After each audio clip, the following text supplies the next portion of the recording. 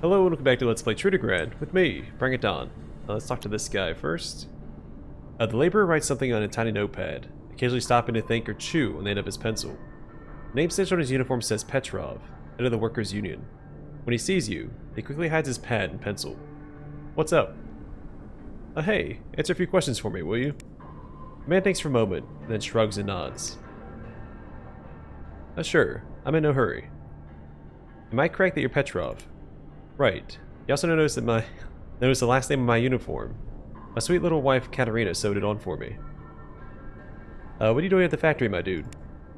My two main objectives at this factory are to do my job as a senior turner and help the workers fight for what's right inside and outside the shop. The first one is my profession, the second is my calling. What can you tell me about the factory? There's still tons of work to be done before it's fixed. The workers are no longer treated like slaves by management, but they're still not seen as equals. It really shows in the tiny salaries, the 7-day shifts, and in workplace conditions. But we'll fix it up. Oh yes we will, and sooner rather than later. Any rumors you'd care to share? When we fix up the factory the way we want, maybe we'll have time to listen to rumors. Right now the only things my men listen to are rat squeaks in the mess hall, loose parts clinging around inside the machines, and the roof groaning when the wind blows. The factory's slowly going to crap. Okay, I want to talk about something else. Change it, I don't care. Why aren't you in the shop? You think I'm not working? Believe me, I am. I'm preparing for a factory-wide, concert. Yeah, Grinning like an excited child, he shows you a sketch of the factory floor. Several stick figures are walking around the courtyard, some of them with annotations like, "These are the workers," "This one carries a flag," "This one shouts slogans," "This one points where to march." Cool. What does this all mean? It's a plan for the upcoming strike. Everyone's going to hear our slogans, from the puppets who control the factory to the puppeteers in 7th Heaven. They will tremble before the demands of the working people. When's this going to happen? When the people finally lose their patience. Soon. That's exactly what I wanted to talk to you about. Yeah? What do you want to talk about? I really hope your workers are going to participate in the upcoming strikes and labor actions. The evil grin takes over his rough face, and he produces a square of paper from his pants pocket. It's covered with slogans. I printed 100 of these already. Listen, workers, show your solidarity. Enough toiling for thieves and gangsters. For the revolution. Say no to unplanned workplace amputations. Say yes to unity. Last one's my favorite. Heh. I feel like everything's gonna go real smooth like. I wholeheartedly applaud your conscientious attitude, comrade. I was already pro-revolution. I was waiting for someone to give me a sign. I'm glad we understand each other. Pat Petrov on the back and leave.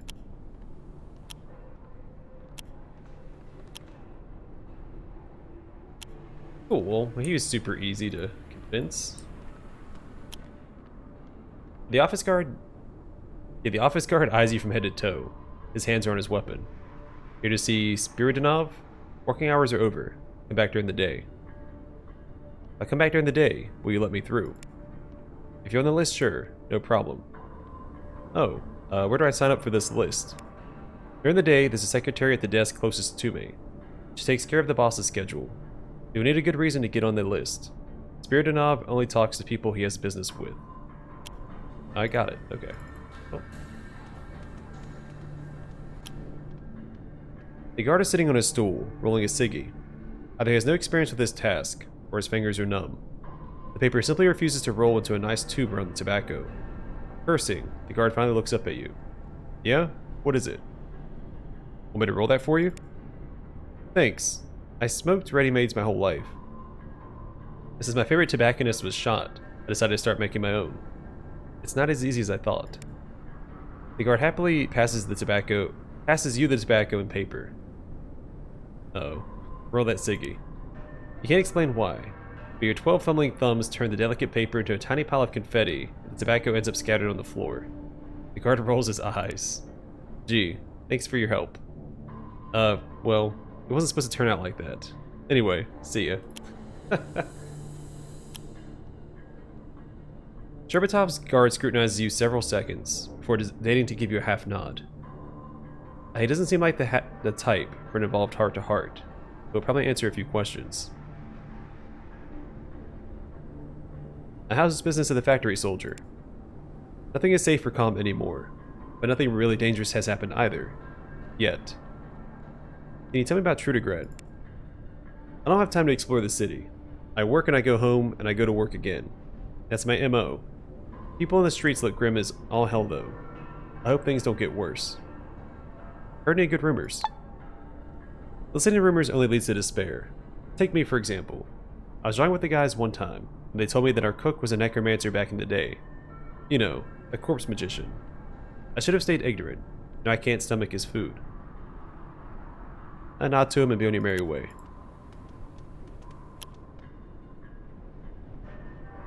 The Yanni guard tenses up when he spots you. He looks you over suspiciously. What do you want? Working hours are over. I want to ask you a few questions. I don't like to be distracted during the night. We can talk during the day. In that case, I'll move along.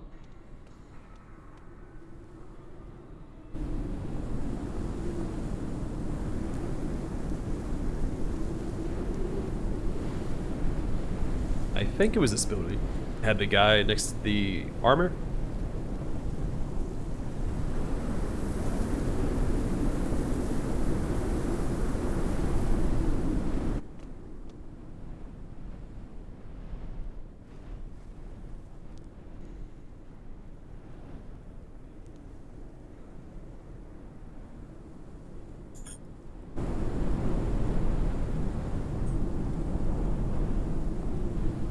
I don't actually remember which one it was. Here it is.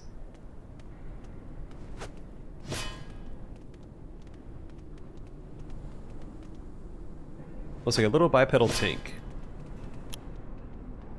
This man's wearing a mechanized infantry helmet and a mechanic's uniform. He's working on a huge metal contraption and doesn't notice you at first. As you're about to turn and leave, he finally looks up. Hey, the power armor isn't ready yet. What armor? What are you on about? You mean you don't know? Sorry, I thought you were a factory worker at first. I was talking about this. The man points at the huge robot beside him. Or is it a set of futuristic armor? The pride of Trudograd. Armor based upon pre-war exoskeleton schematics. This beauty actually makes the wearer stronger. That's why I decided to call it power armor. You said it wasn't ready yet. That's when I thought you were just another factory worker like myself. A year ago, a whole shipment of this armor was ordered. Don't ask me why, I do not know. This unit had a slight malfunction, so I asked management to let me fix it. The repairs were delayed so many times, everyone forgot I had it. So now I'm selling it, and at an affordable price too. Affordable for a small city-state, that is. 45,000 rubles. How much? Buddy, I'm trying to help you unload this hunk of junk. You talk big, but this thing's value is bigger. Pay up or leave. First tell me what you're selling. What do you want to know? Why do you make this thing in the first place? From what I gather, they produced the first exoskeleton in the inverter factory. Excuse me. It enhances the wearer's strength. It was originally intended for shifting heavy cargo. Our factory based this armor on the prototype. Unlike the exoskeleton, this thing makes you stronger and protects you from bullets. Not many people can afford a toy like this though. Believe me, I'm giving you a very generous discount. What is that thing anyway? It's hard to explain. I guess you could say that it's a complicated machine, an airtight skin suit combined with an exoskeleton. The servos are powered by a rotary engine with an electrical generator. That's housed in the backpack. The engine is the most vulnerable part of the whole contraption. That's why it needs to be defended. Try not to block any bullets with it. With the housing. Or with its housing. I guess it could be either or. But not both. Aren't you worried about selling it to just anybody who happens by? Management has some serious issues to contend with right now. Bandits around the city, upcoming strikes, and crap like that. Our rinky-dink operation isn't even on the radar for them. Plus, if it wasn't for me, this baby would never have run again at all. Believe me, the fixes I had to make were a lot more serious than some loose bolts. What are the main reasons to use this kind of armor? When it's complete and totally functional, this armor actually boasts 100% cold defense and protection from all types of weapons, fire, explosive, and electrical attacks. Plus, it has optional mod kits with their own special functions. I see. Can we change the subject? You say so. May I ask you some questions? We do this later. Kinda busy over here. And what's your name? Armin Pavarian. Go introduce yourself, though. If anyone asks, we've never met.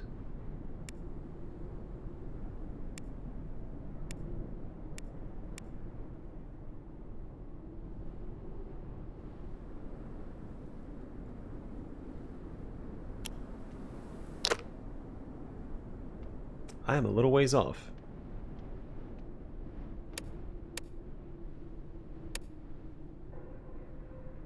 Well, I do plan on buying that. We just need to make ourselves a little bit more money before we can.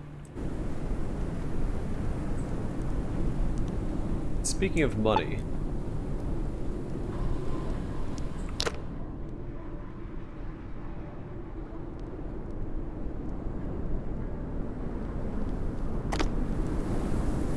let's go back to the docks. We'll come back here during the day.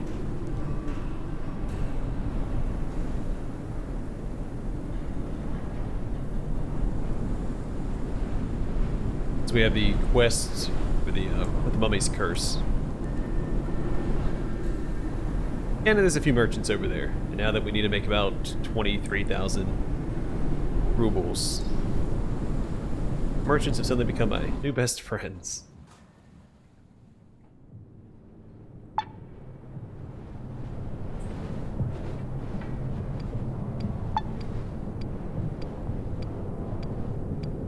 No merchants at night in the scrap quarter. I think we've read this one before as well.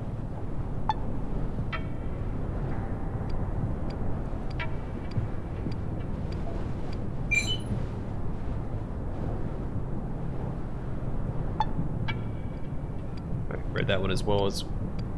Actually, you know what? The first one we may not have read. I think the last time we read about mysterious soldiers, they were in an alleyway. Not a playground. Oh well. I'm sure we'll run across it again. Also, this game is supposed to be getting another update. It's going to add more random encounters to it. As well as more NPCs and a new dungeon. And more upgrades for the armor that we are currently trying to buy.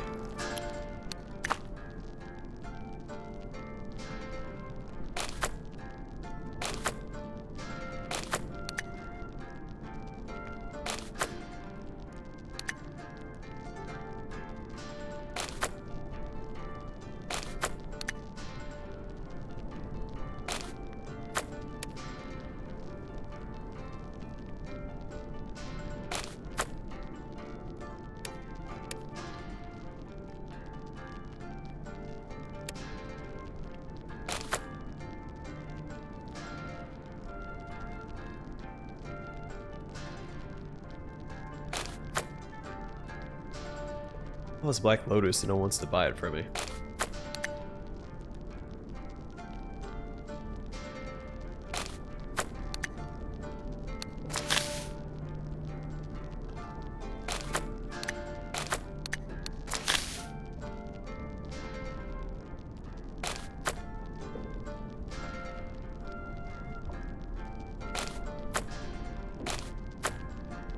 Well, let's talk to the other traders first. Go talk to Laura. I think in order to get to the 45,000 that I need, do I have a way to boost my speechcraft? I might.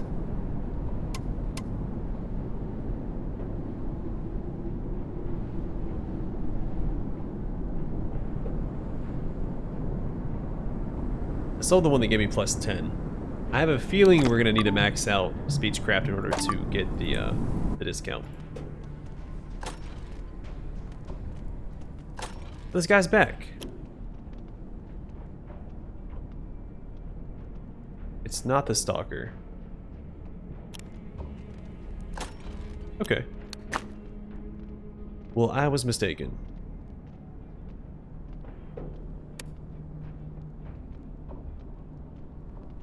$36 rubles, let's see.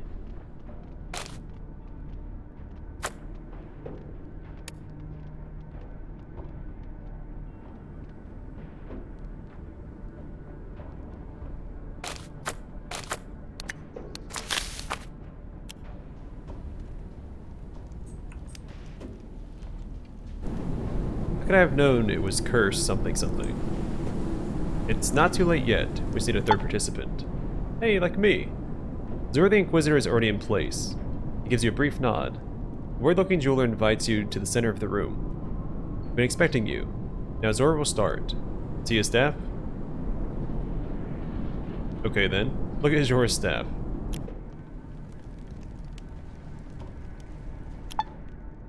You look at the staff, riddled with a giant shard of broken glass and decorated with rooster feathers. You can't help but wonder in what dump or drug house Zora got this artifact. Cool. So let's get this show on the road, yeah?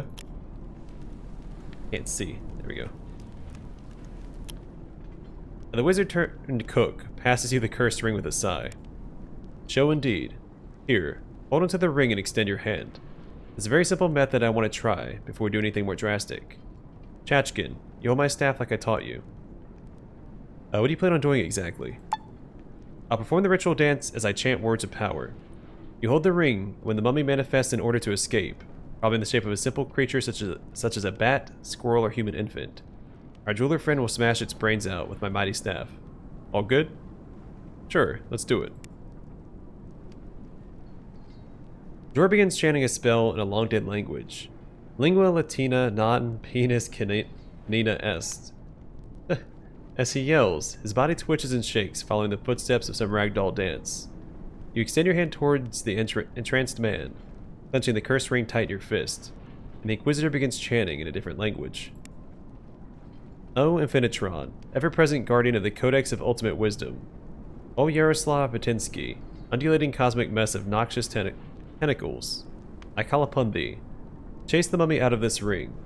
May my mind not be mocked by the miserable mummy, mighty masters of magic. May you send its vengeful spirit back to hell. P.O.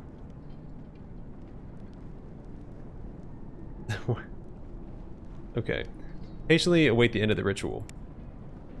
The ritual continues for 5 more minutes without any result. Weakened by the mummy's curse, your hand starts shaking like that of a senior citizen stricken with the ague?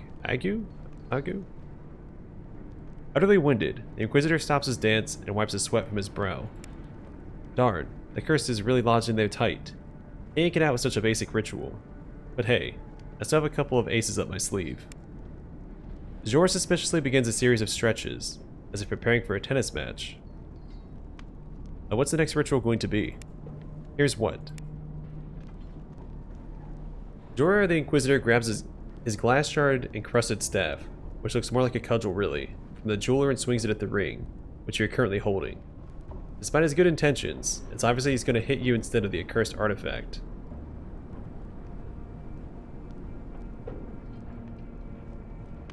You tense every muscle in your body, becoming a living brick wall which laughs at the blows of cudgels.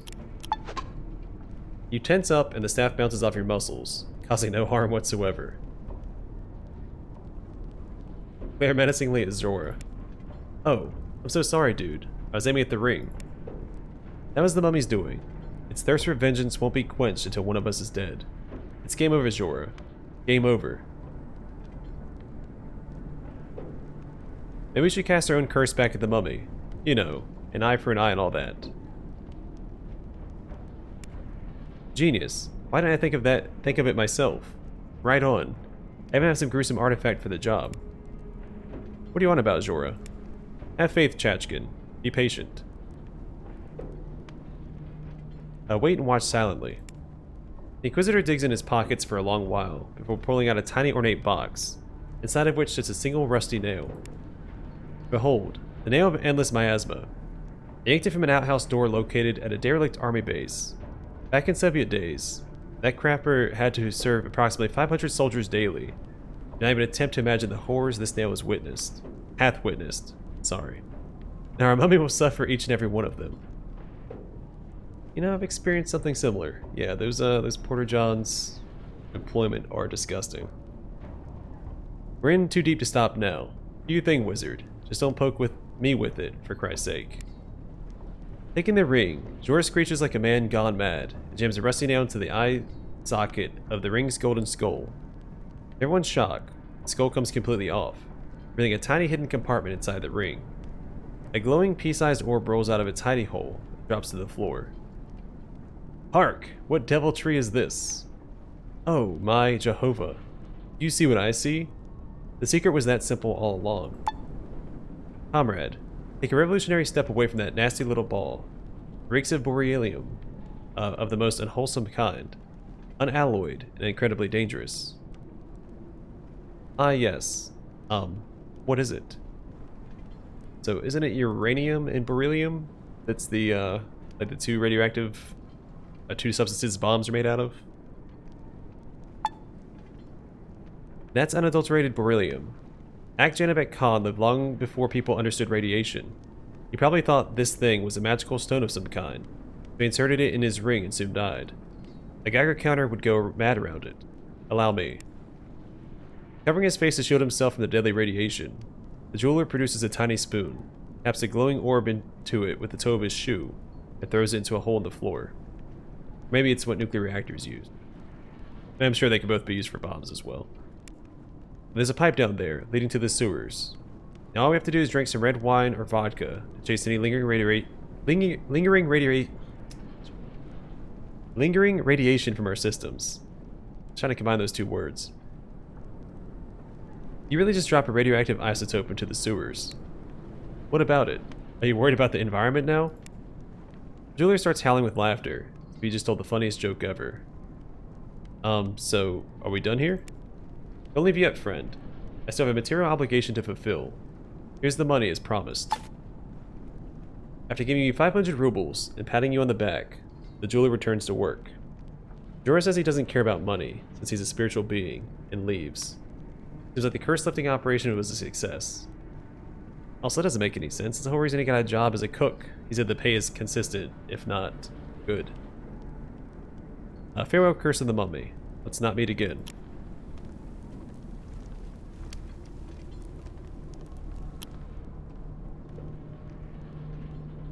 Examining the happy, rosy-cheeked jeweler, so full of life and ready to sell his wares all day long, it's hard to believe that until recently, he was a victim of a mummy's deadly curse.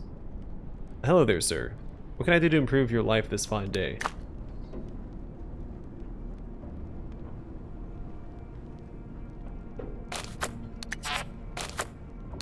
Alright. Need to find somebody to sell that to.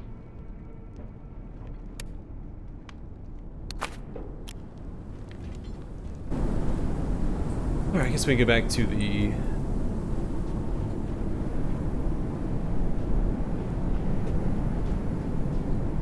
machine factory? Wait, where's my weapon at?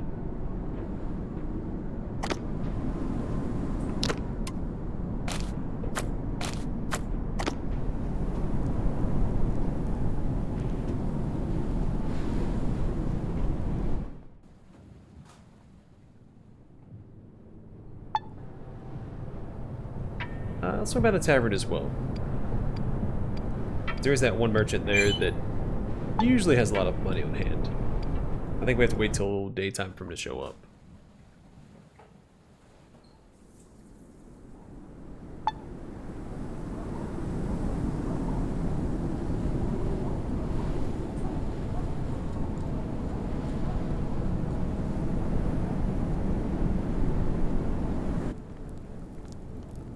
Let's go ahead and wait.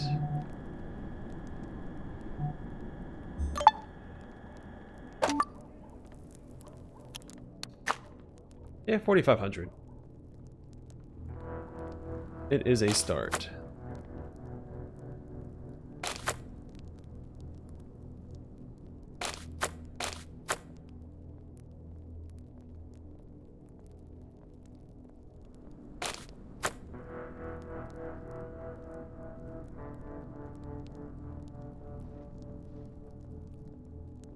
I really don't know if he's going... We're going to need this for anything else. And it's definitely money that we need.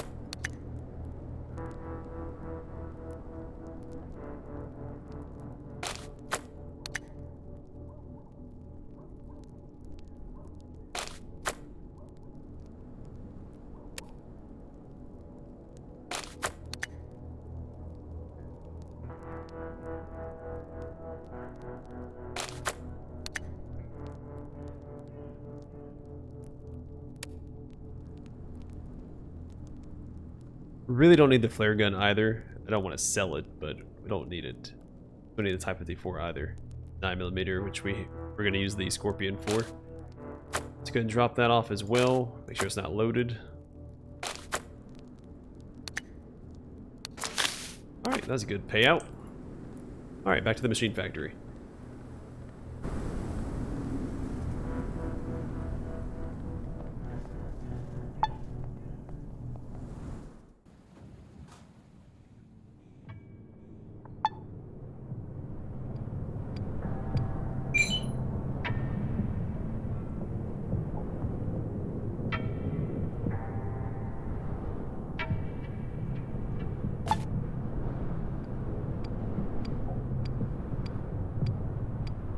I should probably equip my glasses when we're walking around.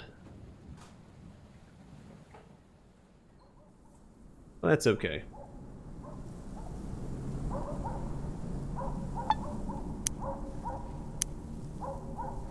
Into the fray!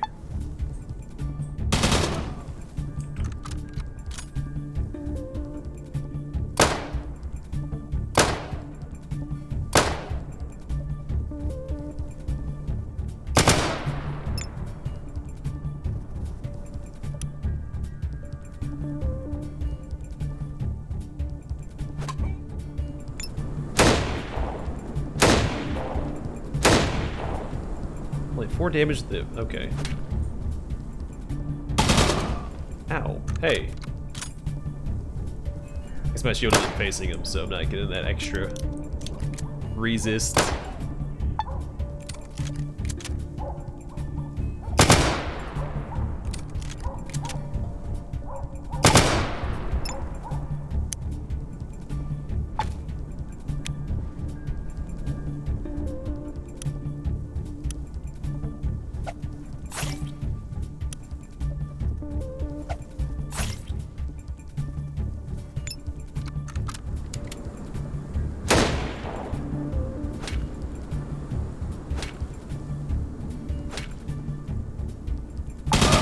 Well, at least he's useless. I need to turn this way. This guy's messing me up.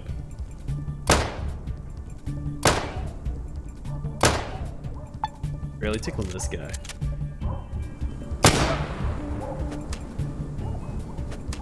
Now he's down to his fists. Alright.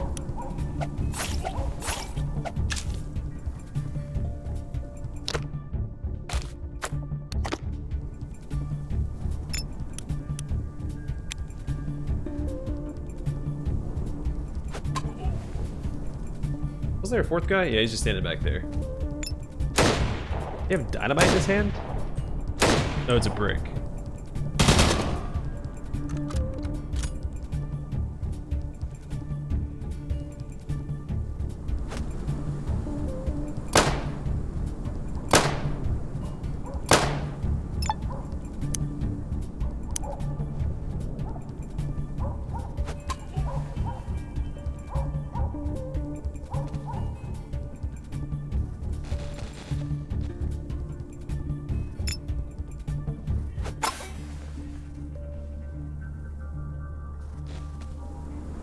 Alright, bloodthirsty barbarians.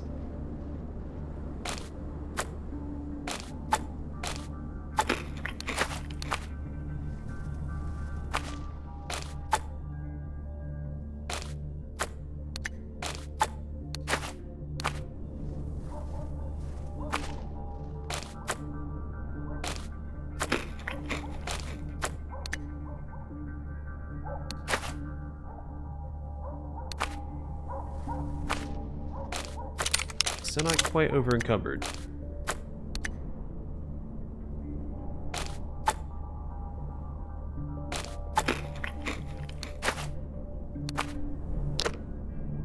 What I do is give some weapons to Hexogen to try and, well, to leave the brick behind actually.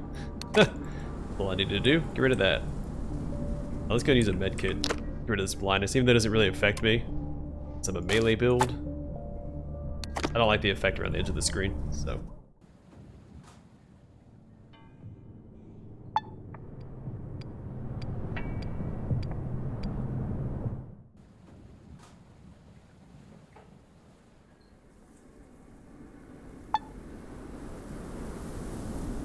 So I have to do it once around.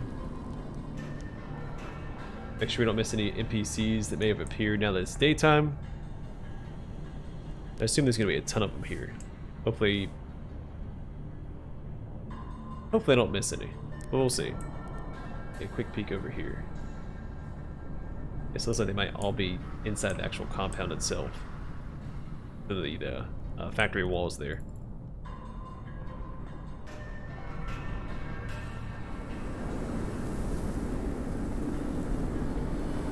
Alright, I'm gonna call it here. Next episode, we'll enter the factory and speak with some more people. But for now, thanks for watching. Hope to see you guys in the next one.